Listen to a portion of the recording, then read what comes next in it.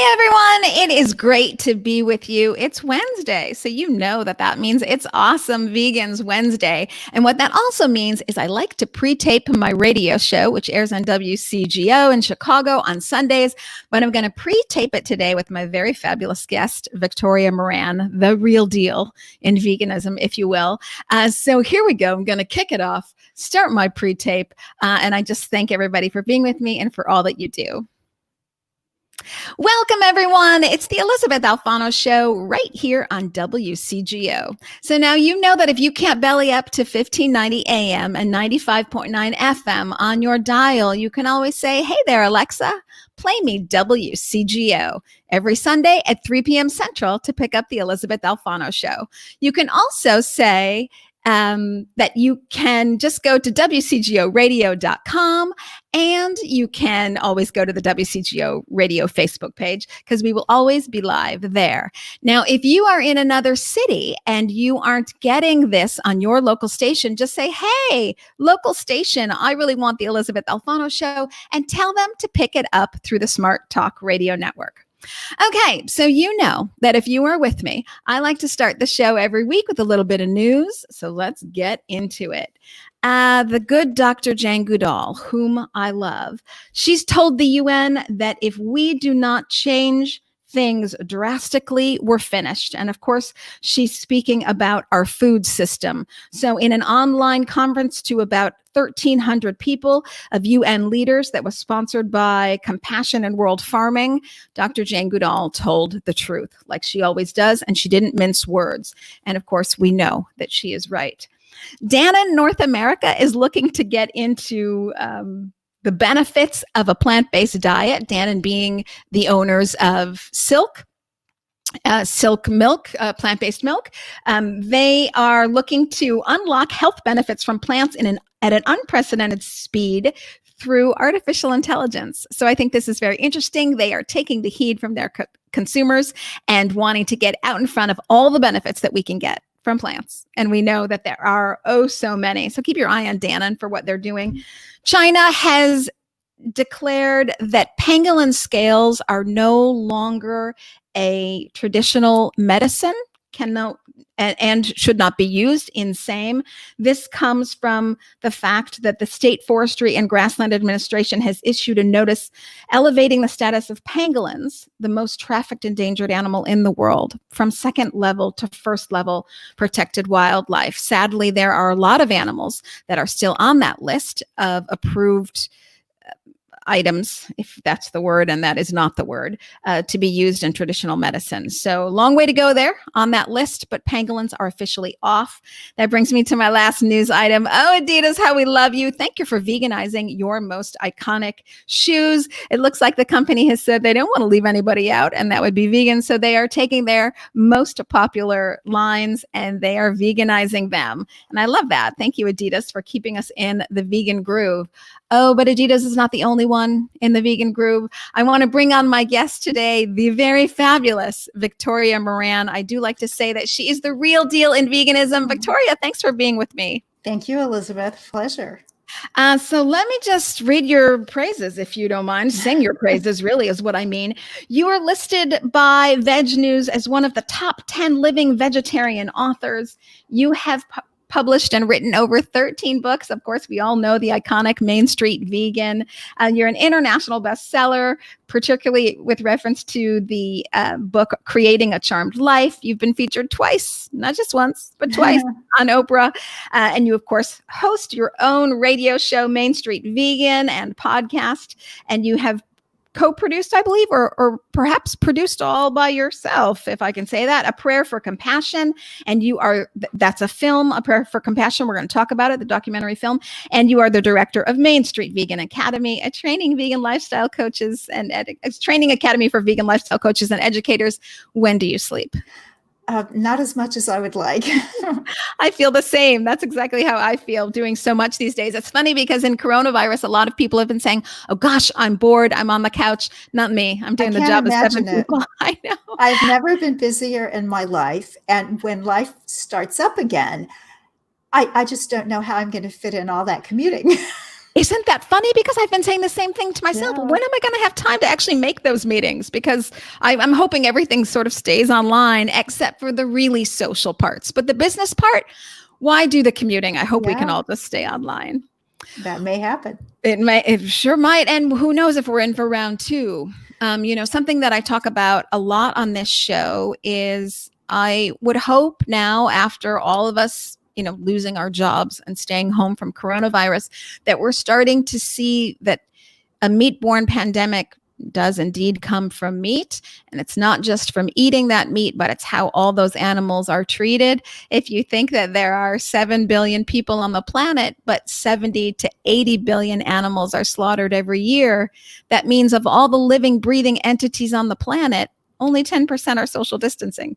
The other 90%, by definition, because we made them, are not social distancing. So I think it's hard to get out in front of a pandemic when we have factory farms. So I think people are starting to make that connection. But now we have the next layer that I know people like you and I are always talking about.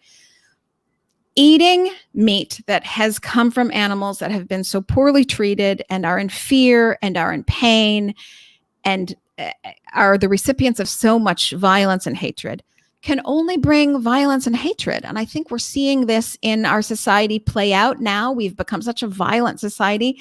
I wondered if you have any thoughts on if people are making the connection between what they eat and the general temperament of the United States. Well, I think that we need to be careful not to confuse issues. I think right now we're all, as we should be, thinking very much about Black Lives Matter, drop the mic. That is such an important issue. And I think that we've all been lucky enough to live to see at least the beginning of genuine equality in this country. I think sometimes about people who were around in, say, 1776 or some of these other times that are very historic. I believe that we are around in 2020 to see at least the beginning of America, true America, freedom and justice for all, which we have never had in the history of this country. So that is exciting and wonderful. I regret that it took so long. I regret the many senseless, horrible killings that came before this, but I am very hopeful for what Black Lives Matter is doing and is going to do. And I humbly hope to be an ally of that. To address your other question about violence and meat, there's so much historically about that that is really fascinating to me. The gentleman who co-founded with his wife a church called Unity that I happened to grow up in, he did a lot of writings back in the 1890s and the early 20th century about the connection between raising and killing animals and war and acrimony among humans, simply because we put that kind of violence out into the world, and that's what we get back. Then moving on into the 20th century, that wonderful book, The Jungle, that described the conditions in Upton Sinclair. In the Union stockyards, the slaughterhouses in Chicago at that time. And certainly there have been regulations. We have the Animal Welfare Act. There are protections for workers to a degree. But, you read it today and you think not that much has changed in 112 years. And I just want to hop in there for 1 second. Yeah. The legislation of which you speak arose from that book, actually, that 1904 book. It was very much making an impression at the moment. It did try to better the conditions for workers. It didn't really address animal issues at all, but it did try for workers. Right. And I think that if you are someone who believes and knows that anyone would know today, they are living, feeling entities. And you've got to get the feeling for them as well. And then kind of moving along into my lifetime, in 1976, I was doing a march to draw attention to world hunger led by the late Dick Gregory, another Chicagoan, originally from St. Louis, but spent much of his adulthood in Chicago. So we were all in Atlanta fasting for a week. And to keep us from being too stir crazy, we had some conference calls with celebrities. And one night it was Muhammad Ali. And somebody said to him, "Champ, when are you going to stop eating meat?" And he said, "When I get out of this violent business." And that was just another indication to me that certainly you can do it. I mean, obviously, we have all of our wonderful wrestlers and boxers and MMA fighters who are vegan, but they've really got to do some mental work to cut off what happens in the ring and what happens in real life. Because generally speaking, meat traditionally, we have seen, tends to inspire aggression. And we've about had enough aggression in the history of this country. My gosh, yes. And so well said. And I also want to pick up on something that you said originally in this radio show. To all my radio fans out there, you know that on last week's radio show, we had Gwenna Hunter and Jasmine Latha, and we were talking about, of course, Black Lives Matter and all the progress we hope, because, you know, we have to keep our foot on that pedal for change. It doesn't happen in a week or a month or anything. So as we all move forward to Black Lives Matter, both of these African-American women are strong vegans as well. And we were talking about the connection between, if you're overlooking suffering for clearly sentient beings, then it desensitizes you to suffering all around you in society. So that's what I want to pick up on after break is because, of course, this show and I myself, as everybody knows here, supports Black Lives Matter. But there's that connection to be made of, okay, now as we go to change our society and the rules therein, obviously, we're getting rid of guns, aren't we, people, aren't we? But then we have to look at our food system as well. So much to unpack when we come back from break. Victoria, Moran, don't go away. Oh, everybody on Jane Unchained. Thanks for being with me. I love doing this radio show as a pre-tape. And Victoria, Moran, you are so fabulous. Thank you for being with me. We're going to go right back to radio in a couple seconds here and pick up on where we left off. Maybe we'll talk about philosophers for just a bit. Oh, we are back. It's the Elysabeth Alfano Show on WCGO. Thanks for being with me, everybody. I have the author of Main Street Vegan and the real deal herself, Victoria Moran. Victoria, thanks for being with me. Right before break, we were leaving off and saying, well, a lot of athletes really, I think, used to think that eating meat was what was going to keep them mean and aggressive. And what we're finding is that it keeps you mean and aggressive and slow because it's just, you know, you can't recover as fast as an athlete on a meat diet. But we were also talking before we left for the break about authors and prominent speakers who had made the connection societally about a society that eats meat and shies away from recognizing the violence therein, how it suffers as a whole. Albert Schweitzer, I know, was against eating meat, I believe, as was Albert Einstein. I don't know if there's any great philosophers that you always refer to. I think of Peter Singer, of course, whom I've interviewed on this show. Well, the first one I think of course, is Pythagoras, yes. known as the original. Yes. Yeah, the father of vegetarianism. And he was actually, as far as anybody knows, a vegan.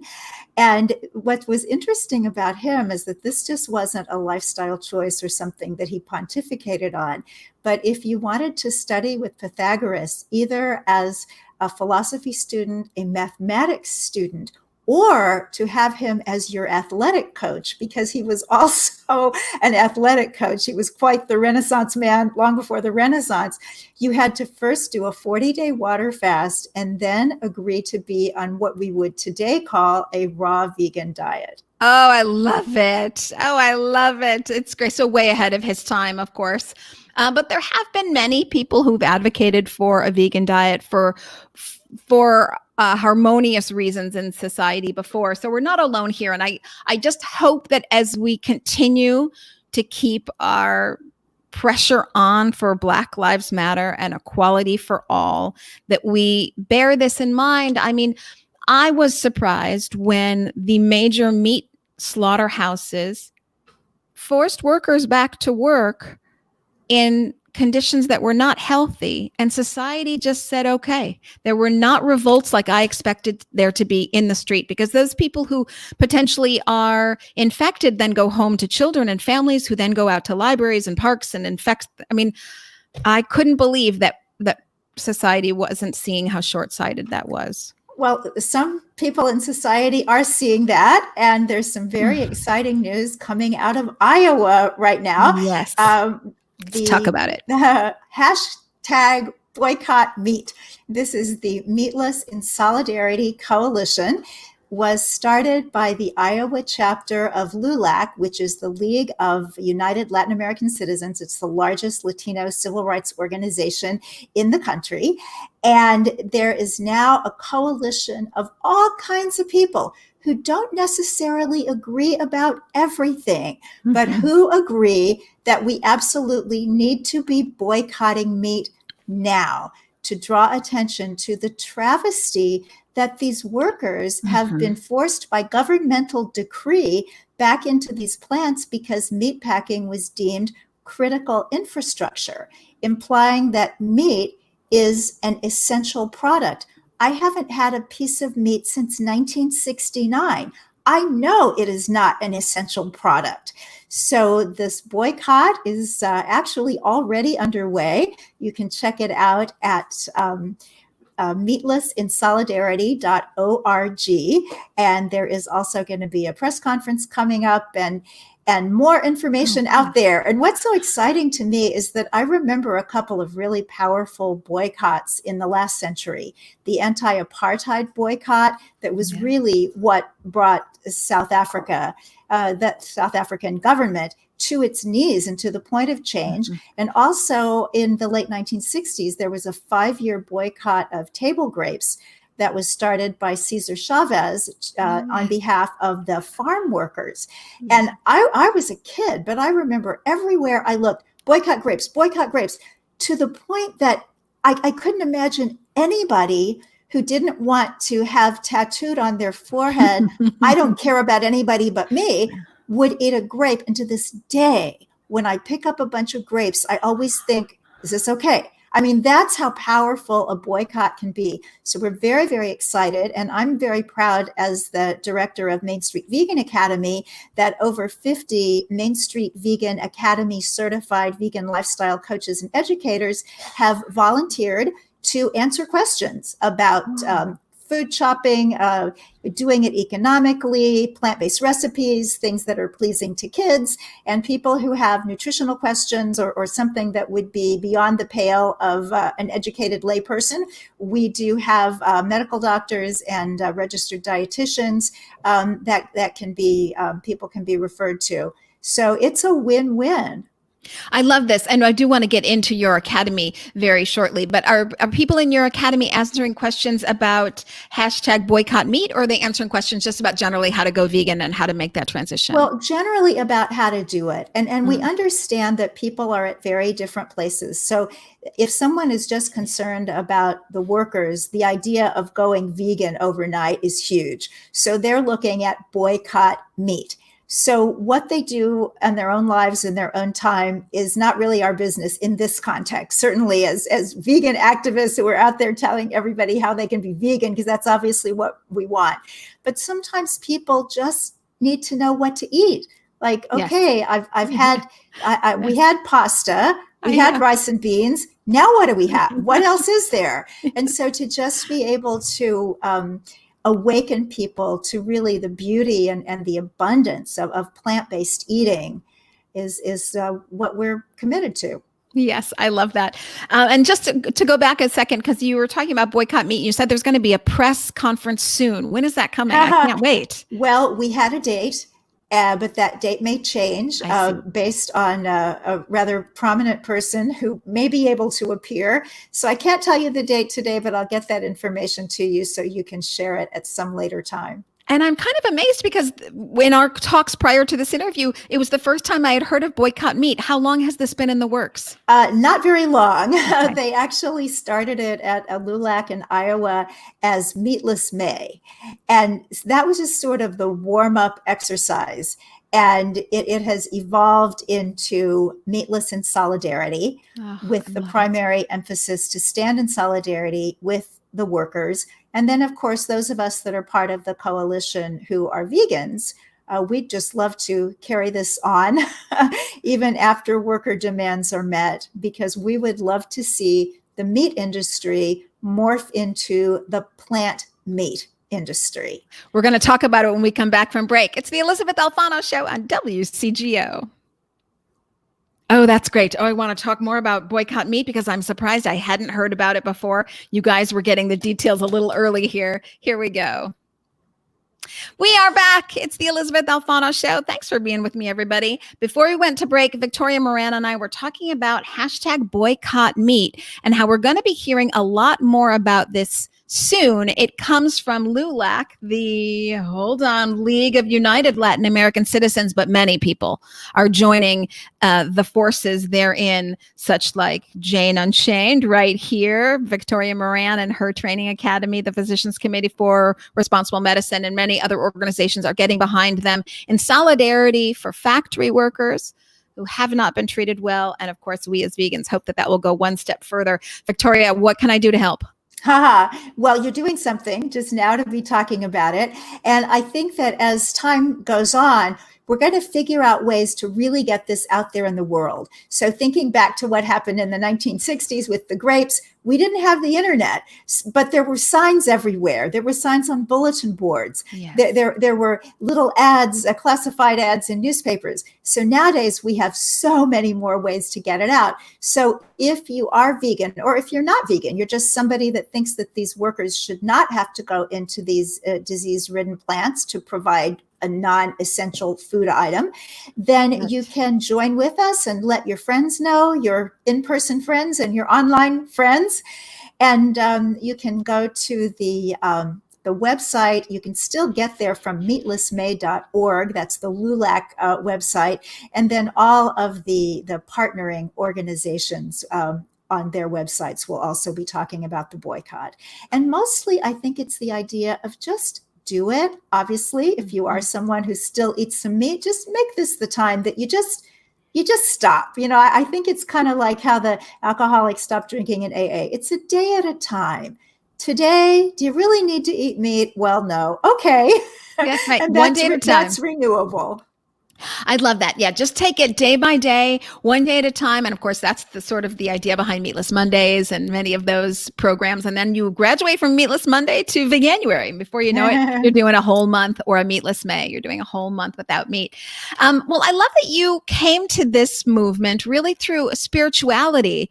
And I wondered if you could talk to us about your MEND program. We can see in all that you do, you're such a caring person. You're a documentary producer for a prayer for compassion, but also you have this spiritual component in your yoga tradition and an upcoming program called MEND, Meditate, Exercise, Nourish, and Detox. Maybe talk to us about that. Oh, sure. It's kind of two questions. The spirituality question, I've always been interested in that sort of thing. In fact, I spent a couple of years living in Wheaton, Illinois, at the headquarters of the Theosophical Society in America, in their library, which is a wonderful place to be when you're very young and absorbing all kinds of wonderful information. You have so many Chicago connections. I do. I lived there for 10 years. My daughter was born in Carroll Stream, so it will always be another home for me. So when I was 17, I discovered yoga. And at that time, you really had to discover it because people confused it with yogurt. They just knew they're both weird and foreign and you should stay away. But that made me, of course, want to look even closer. There were 3 books in the Kansas City, Missouri Public Library about yoga at that time, and I read them over and over. But one of the things on which they all agreed was if you're going to be serious about yoga, you really have to stop eating meat. So I managed to do that by the time I was 19. Veganism was harder for me. I was a practicing binge eater. It was tough to get rid of the eggs and the dairy. Eventually, that fell away too. I wish I could say that it happened sooner than it did. But to me, that's really, we talk about the 3-legged stool of veganism, of animals, health, and the environment. But I think it's more a 4-legged table: animals, health, the environment, and our spiritual connection. Because it's to not harm another being and to really have everybody's welfare at heart, that seems pretty spiritual to me. So that's that part. And that's also how I got involved in A Prayer for Compassion.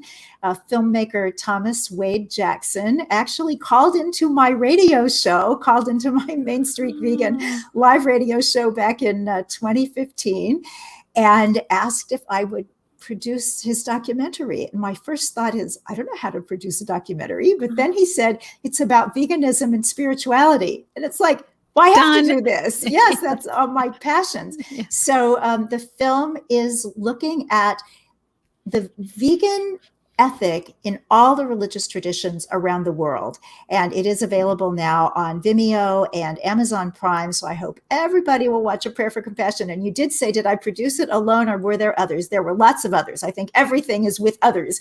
So among the wonderful producers is Dr. Salish Rao of climatehealers.org.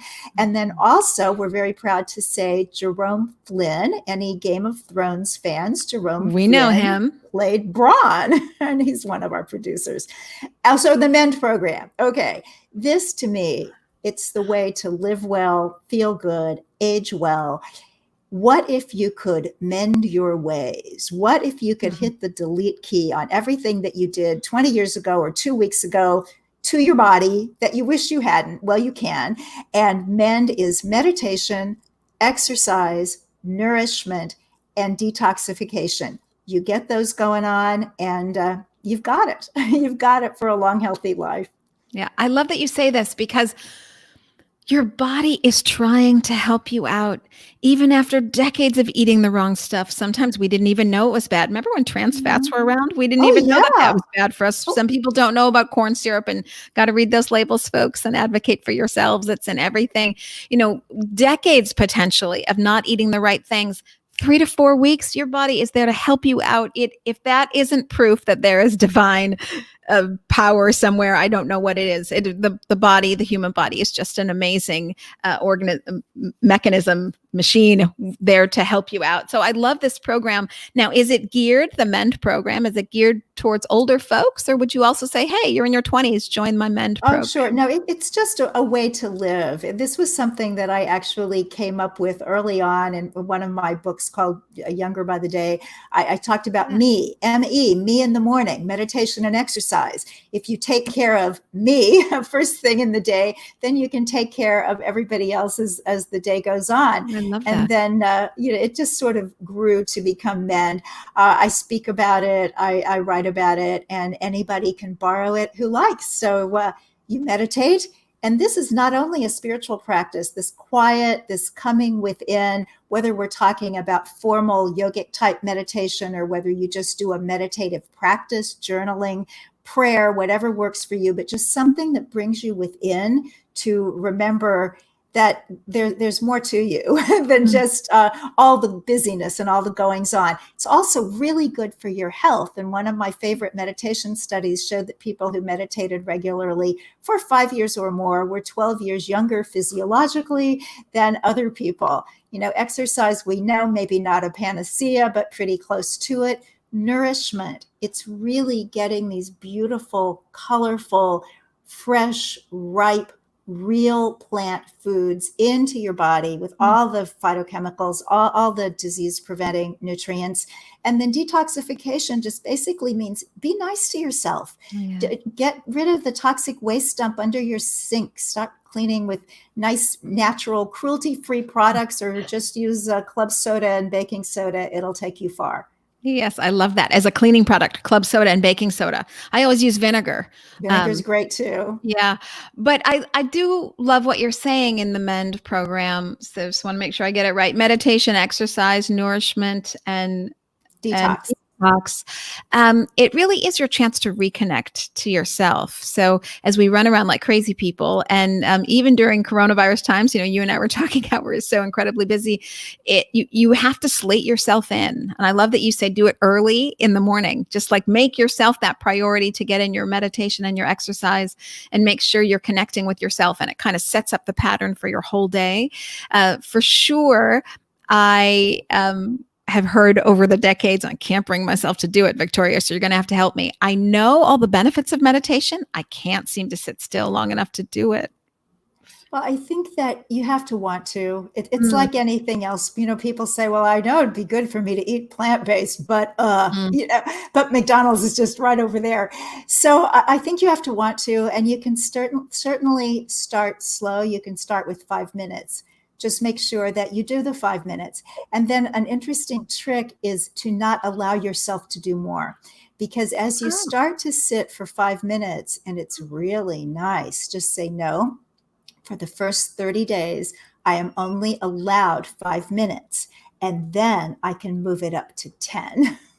Oh, you're holding back on yourself. What's the Yeah. rationale there? Well, I think we all want what we think we can't have. And it's also something that you just have to get used to, because we don't live in a quiet society. And the idea of being quiet is a little bit unnerving sometimes, because we're just not used to it. But to give yourself that gift, and to really know that you're connecting with the source of your power. And this doesn't require any particular belief. The source of your power can be a very traditional God. The source of your power can be love or life or whatever, the force from Star Wars. But when you meditate, you tap into that. I think of it a little bit like charging your electronics. Your phone is not going to do you any good if it's not charged. And we're not really going to do ourselves a lot of good if we're not charged. And we do that by plugging into our power source. Yes, I love what you say. But really, if we don't re-energize ourselves, then we're spent and we're no good to anyone. And further, that veganism can do that for you. Veganism and meditation and exercise, you have to keep it all together. But that veganism is a great way to start calming your mind, giving your body the nutrients. We eat the color of the rainbow, giving your body the nutrients that it wants, that good information that it can get from good whole foods. And then you're giving yourself this new lease on life. Victoria Moran, it's been so lovely to have you with me. Will you come back? I would love to. Thank you, Elizabeth. We'll be right back. It's the Elysabeth Alfano Show on WCGO. Okay, everybody. Now we've got Victoria all to ourselves. You have just helped so many people over the years, Victoria. Thank you for all that you do and all of your books. I was showing everybody. Stick with us, everybody, because we're still here, even though radio's over. Let me show you Victoria's books. Here's, let me get rid of that banner. Victoria's, of course, quintessential book, Main Street Vegan, what we all know her for, everything you need to know to eat healthfully. And then here's another book that I want to show you, of course, lots of great recipes. Look how gorgeous that is, with a foreword by Jane Velez Mitchell. So you just, as you say, 13 books out there. So thank you for getting that information to people in a way that I think is so very digestible. And you are an activist at the same time. I mean, it's amazing because you have A Prayer for Compassion, which is a movie that I recommend everyone see, really kind of underscoring the spirituality potentially of veganism, and how no matter what your religion, you can find yourself there. And you're out in front with Boycott Meat. I mean, you're on both sides of the coin. So I really do appreciate it. But one thing we didn't get to talk about in radio, which I'd like to talk about now that we're still live, is your academy. Because I sort of am wondering what would want to make you take on one more thing, because that is not a small job. Really, it's not a small thing. Well, I took it on back in 2012. So I think I had a little bit less going on. When I wrote Main Street Vegan, or when I wrote the proposal for Main Street Vegan, it sold, which was wonderful. And the editor said, well, we're so happy to have you. We're so happy you're going to be writing this book, but we hate Main Street. And I thought, well, okay, so I'll have to come up with another title. And I was trying to write the book and come up with another title, but nothing sounded good. So I had a vegan miracle, and I don't use that term lightly. I really believe that this is the time, or just about the time, when the rights of animals are going to be coming to the fore, and we get these little helps, I think, from the universe. And what happened was I ran into the filmmaker Michael Moore on Broadway, and as one does. He had liked one of my earlier books, so I gave my card to the woman who was with him, who turned out to be his sister, and he came following me up the street saying, let's talk about food. And we started having phone conversations. And he had already given up red meat. He'd had a spiritual experience over a piece of bison. He hadn't made it any further than that, but we were having nice talks about food. And I mentioned that the book I was writing was supposed to be called Main Street Vegan. Publisher didn't like that. He said, they're wrong. Let me talk to them. So, I'm a girl from Kansas City. And I'm having a 3-way call with an Academy Award winner, a publisher at a major publishing house, and me. He talks her into Main Street. And when she called a few days later to tell me that she had convinced the higher-ups, I just knew that Main Street Vegan was going to be my commitment for the rest of my life, and that more things would come of it. So I knew there needed to be a Main Street Vegan radio show. I don't think back in 2011, I even knew what a podcast was, but that idea came through, and the radio show happened a few months later. And one of the other ideas was Main Street Vegan Academy, training and certifying vegan lifestyle coaches and educators. So I just put the word out. I remember I was a guest on the Our Hen House podcast, and I mentioned it there. That's where we got one of our first students, J.L. Fields, who happens to be the co-author of the Main Street Vegan Academy cookbook, and she's written so many other cookbooks herself. So we had 13 people in person in my living room for the first class. Wonderful faculty. We've had fabulous instructors from the very beginning. And we also take field trips because New York City is one of those Disneylands for vegans. So it's been absolutely fabulous for all these years. We have around 470 graduates from 28 countries. And then COVID-19 hit. So not going to have 15, 18 people in my living room this year. So we have added on a Zoom course. So we're doing the first Zoom course this summer, starting at the end of June. We're doing 4 full weekends. There'll be another one in the winter, and we're hoping for an in-person next summer and Zoom all around the year. So what happens after people take the course and they become certified as VLCEs, Vegan Lifestyle Coach and Educator, then people do all kinds of amazing things. Some just fold it into their present outreach and activism, and others get really, really busy and they start businesses. For example, V Marks the Shop in Philadelphia, lovely vegan convenience store. Bright Life Foods, yogurt and vegan dairy products. We also have another yogurt and cheese company from one of our graduates down in Colombia, and it's called Crema. And we have vegan cowboy boots, eco-friendly, made in America, from our graduate Kat Mendenhall in Dallas. Oh, so I know her. Mendenhall, if you want to get yourself some kick-ass cowboy boots. So it's so interesting that depending on people's past experience, I mean, obviously, Jane Velez Mitchell is such a perfect example of taking what you did before and using all of that bandwidth, all of that experience, all of that knowledge for this cause. But everybody's got something like that they can use. And so we have a lot of amazing graduates doing wonderful things. We also stay in touch. I mean, we don't stalk people. If you want to just take the class and go on about your business, that's fine. But most of our graduates do like to stay connected through our private Facebook group and Zoom calls and get-togethers in the real world. So it's pretty magical. And is that one of the main tenets of the program, that you're meant to hone in on a skill set that you already have and take that to the next level for this mission? Or that's certainly one. We have a 3-tier program.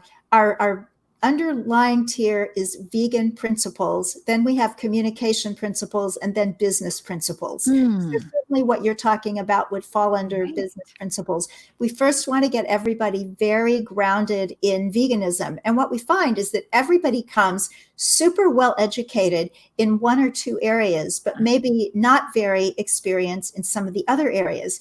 And veganism is huge.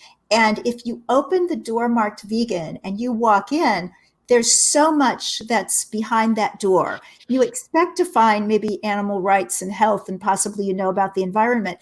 But what about vegan travel, vegan dating, raising vegan kids, vegan investing, vegan business, vegan retirement? I mean, it's just like, oh my gosh, all of life is back there with a V in front of it. And so we want people to really understand that. And to that end, we have Marty Davies, a registered dietitian. She's working now on an NIH initiative at the University of South Carolina. They're looking at standard soul food diets and plant-based soul food diets and see how they come out with that. So she teaches nutrition. We always have a wonderful medical doctor, very often the cardiologist, Dr. Robert Ostfeld, Dr. Milton Mills from Washington, D.C., critical care physician, is going to be on our first Zoom course teaching that class. We have Joshua Catcher, who's an amazing fashion designer, talking about animals in fashion, and Jasmine Singer and Marianne Sullivan of our Hen House on animal rights and animal law. So we get a really great background in all of this and so much more. And then with communications, we talk about public speaking, coaching techniques, working with specific populations and people with specific problems. And then with business, we look at the vegan business scene, and it's utterly amazing. So David Benzequin, who founded Plant-Based Solutions, he's now Ocean Hugger. Talks with us about that. JL Fields just gives an amazing program about taking, well, like you said, what you used in the past and putting it into this, and really down to the nuts and bolts. If you really want to do this in a big way, how much money do you need to make from it? How do you need to change your life to make this work?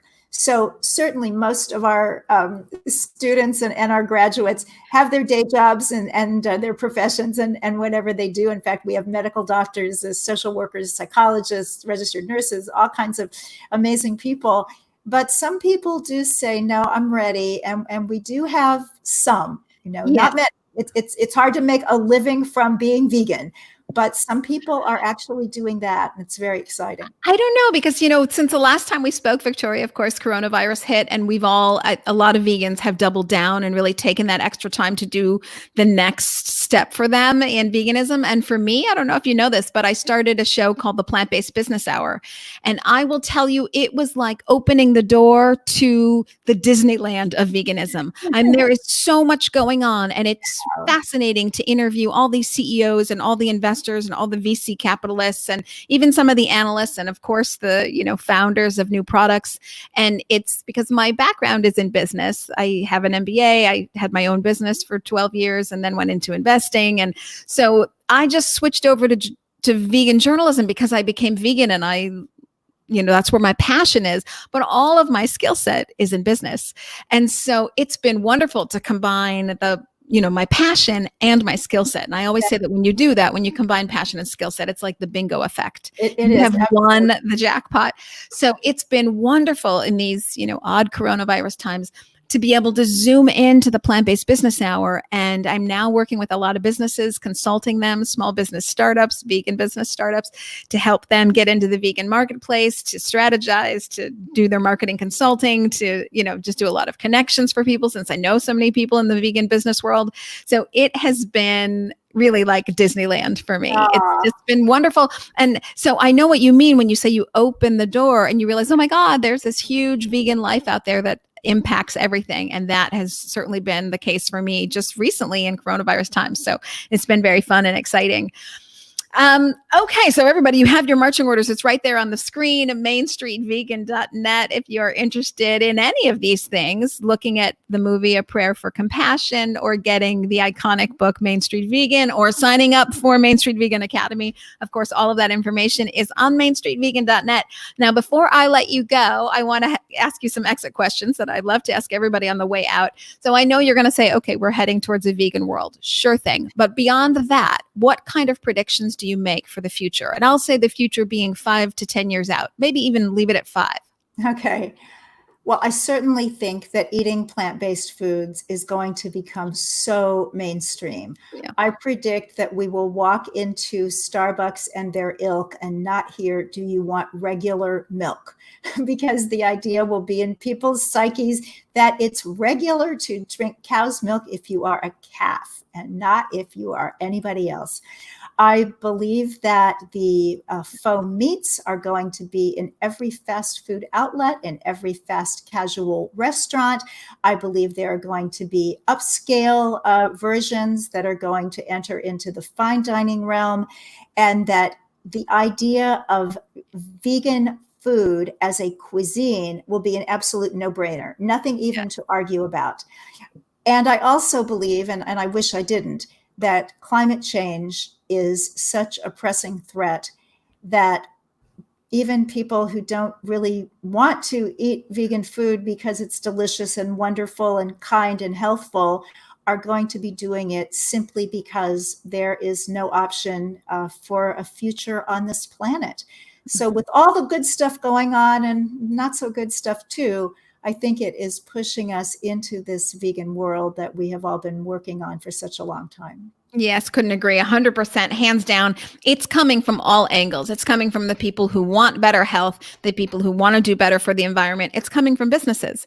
Businesses are looking at their balance sheet and they're saying, okay, there's 7 billion people on the planet. We're going to 10 billion people, but we're not getting more land and we're not getting more water. So you do the math. That won't work. So they don't have the resources to expend anymore. And meat is a very inefficient business equation. It takes 9 calories of feed for a chicken to get 1 calorie back. And that's the best equation you'll ever see. It's something like 35-1 for cattle. So no business person wants to sign up for that. Nobody says, oh, I'll give you 90 cents. I just want a dime back. That's all. Nobody says that. So the businesses are really going to be pushing this forward. And when that happens and you have those deep distribution channels, so you're going to have plant-based products getting out far and wide, you're going to see big advertising budgets behind that. And then all of a sudden it's going to be manly to eat plants. Love it. That's where we are going, folks. Okay. What do you wish you knew 10 years ago that you know now? Wow. Let's see. 10 years ago, we would have been at 2010. Give or take. Gosh,